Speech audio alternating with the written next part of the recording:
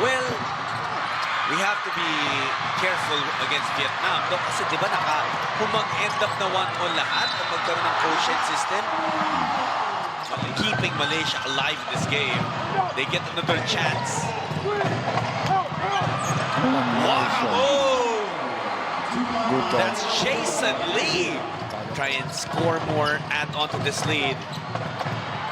Ganda play, And even better defense, though, para kay Chua. Yeah. With Philippine basketball. Saka medyo marunong. Para ka maglaro as a dayo. Nice pass. Alonso muscles his way in. FIBA, of course, on top of all of this.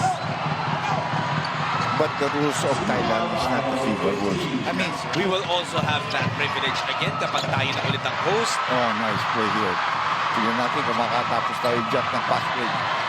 They opt for a three, and it goes! Money! Napatay yung mga Pilipino. Mark shadowing Tin Chun Hong. Magaling talaga ito. But yeah. Crossover.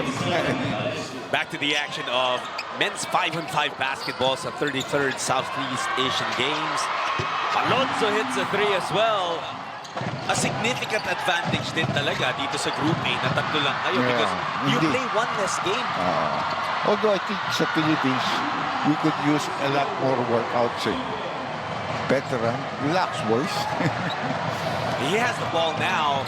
Ray says, excuse me to the defense. Siyang hindi nagmimitis ng masyado mga layup. Napaagay celebration dito. Di ba okay lang? I mean, well-deserved celebration inside the Nimiputra Stadium in Bangkok for the Filipinos who have flocked